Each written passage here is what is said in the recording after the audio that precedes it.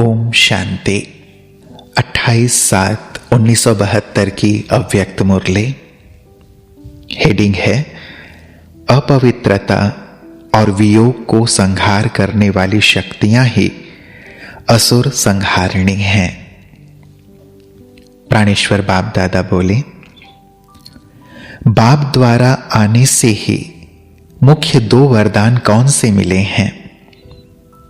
उन मुख्य 2 वरदानों को जानते हो?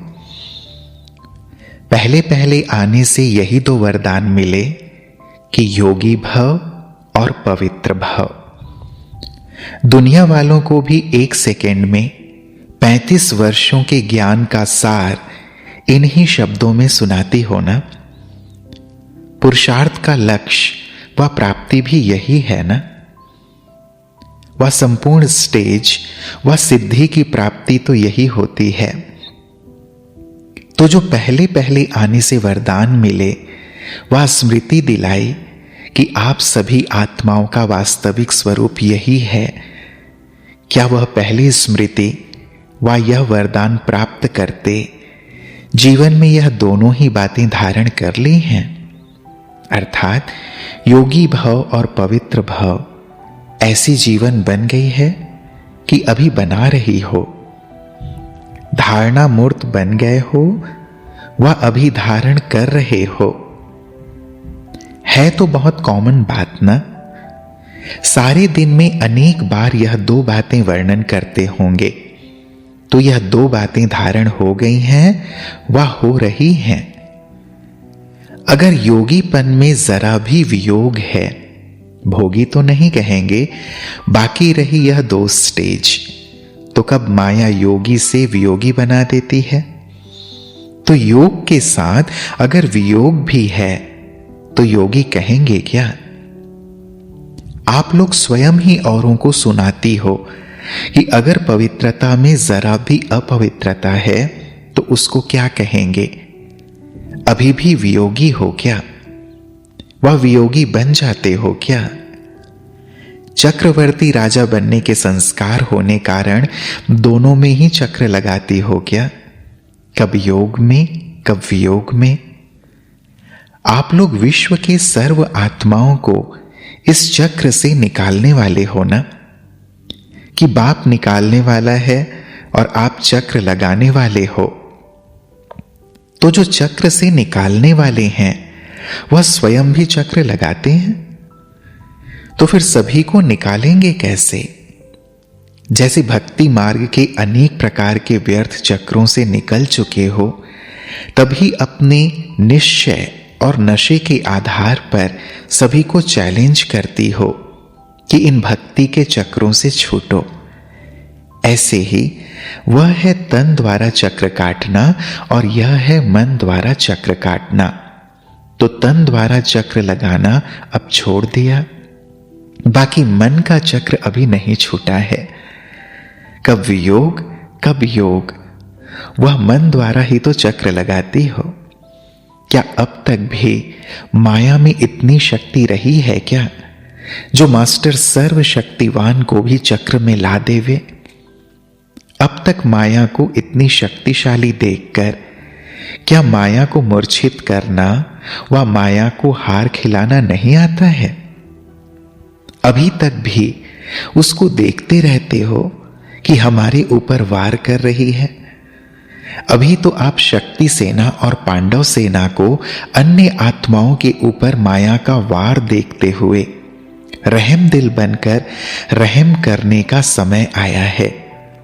तो क्या अब तक अपने ऊपर भी रहम नहीं किया है? अब तो शक्तियों की शक्ति अन्य आत्माओं की सेवा प्रति कर्तव्य में लगने की है। अब अपने प्रति शक्ति काम में लगाना वह समय नहीं है। अब शक्तियों का कर्तव्य विश्व कल्याण का है।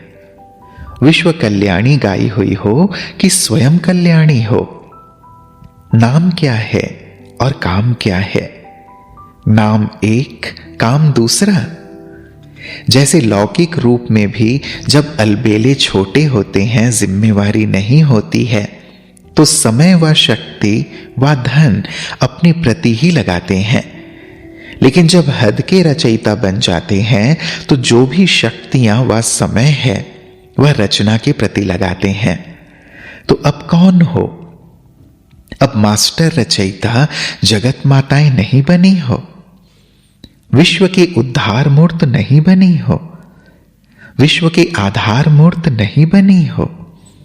जैसे शक्तियों का गायन है कि 1 सेकेंड की दृष्टि से असुर संहार करती है, तो क्या अपने से आसुरी संस्कार व अपवित्रता को सेकेंड में संहार नहीं किया है? वह दूसरों प्रति संहारनी हो, अपने प्रति नहीं। अब तो माया अगर सामना भी करे तो उसकी क्या हालत होनी चाहिए? जैसे छुई मुई का वृक्ष देखा है ना, अगर कोई भी मनुष्य का जरा भी हाथ लगता है तो शक्तिहीन हो जाती है, उसमें टाइम नहीं लगता। तो आपके सिर्फ 1 सेकेंड के शुद्ध संकल्प की शक्ति से माया छुई मुई माफिक मूर्छित हो जानी चाहिए। ऐसी स्थिति नहीं आई है। अब तो यही सोचो कि विश्व के कल्याण प्रति ही थोड़ा सा समय रहा हुआ है, नहीं तो विश्व की आत्माएं आप लोगों को उल्हना देंगे कि आप लोगों ने 35 वर्षों में इतनी पालना ली, फिर भी कहती हो योगी भव पवित्र भव बन रहे हैं, और हमको कहती हो 4 वर्ष में वर्षा ले लो। फिर आपका ही उल्हना आपको देंगे, फिर आप क्या कहेंगे? यह जो कहते हो कि अभी बन रहे हैं व बनेंगे करेंगे, यह भाषा भी बदलनी है। अभी मास्टर रचयिता बनो, विश्व कल्याणकारी बनो। अब अपने पुरुषार्थ में समय लगाना वह समय बीत चुका, अब दूसरों को पुरुषार्थ कराने में लगाओ। जबकि कहते हो दिन प्रतिदिन चढ़ती कला है, तो चढ़ती कला सर्व का भला। इसी लक्ष्य को हर सेकेंड स्मृति में रखो। जो अपने प्रति समय लगाते हैं वह दूसरों की सेवा में लगाने से ऑटोमेटिकली अपनी सेवा हो ही जाएगी। अभी अपनी तरक्की करने के लिए पुराने तरीकों को चेंज करो। जैसे समय बदलता जाता है, समस्याएं बदलती जाती हैं, प्रकृति का रूप रंग बदलता जाता है, वैसे अपने को भी अब परिवर्तन में लाओ। वही रीति रस्म, वही रफ्तार, वही भाषा, वही बोलना अभी बदलना चाहिए। आप अपने को ही नहीं बदलेंगे तो दुनिया को कैसे बदलेंगे? जैसे तमोगुण अति में जा रहा है, यह अनुभव होता है ना, तो आप फिर अतीन्द्रिय सुख में रहो। वह अति गिरावट की तरफ और आप उन्नति के तरफ। उन्हों की गिरती कला, आपकी चढ़ती कला। अभी सुख को अतीन्द्रिय सुख में लाना है, इसलिए अंतिम स्टेज का यही गायन है कि अतीन्द्रिय सुख गोप गोपियों से पूछो। सुख की अति होने से विशेष अर्थात दुख की लहर के संकल्प का भी अंत हो जाएगा। तो अब यह नहीं कहना कि करेंगे बनेंगे, बनकर बना रहे हैं। अब सिर्फ सेवा के लिए ही इस पुरानी दुनिया में बैठे हैं, नहीं तो जैसे बाबा अव्यक्त बने वैसे आपको भी साथ ले जाते। लेकिन शक्तियों की जिम्मेवारी अंतिम कर्तव्य का पाठ नोंधा हुआ है। सिर्फ इसी पाठ के लिए बाबा अव्यक्त वतन में और आप व्यक्त में हो। व्यक्त भाव में फंसी हुई आत्माओं को इस व्यक्त भाव से छुड़ाने का कर्तव्य आप आत्माओं का है। तो जिस कर्तव्य के लिए इस स्थूल वतन में अब तक रहे हुए हो, उसी कर्तव्य को पालन करने में लग जाओ। तब तक बाप भी आप सभी का सूक्ष्म वतन में आह्वान कर रहे हैं, क्योंकि घर तो साथ चलना है ना। आपके बिना बाप भी अकेला घर में नहीं जा सकता।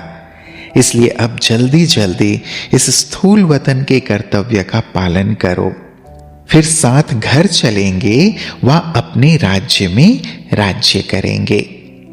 अब कितना समय अव्यक्त वतन में आह्वान करेंगे, इसलिए बाप समान बनो। क्या बाप विश्व कल्याणकारी बनने से अपने आप को संपन्न नहीं बना सके? बनाया ना। तो जैसे बाप ने हर संकल्प, हर कर्म बच्चों के प्रति व विश्व की आत्माओं प्रति लगाया, वैसे ही फॉलो फादर करो। अच्छा, ऐसे हर संकल्प, हर कर्म विश्व कल्याण अर्थ लगाने वाले, बाप समान बनने वाले बच्चों प्रति याद, प्यार और नमस्ते। हम बच्चों का भी प्राणेश्वर बाप दादा को याद, प्यार और नमस्ते, नमस्ते, नमस्ते। ओम शांति।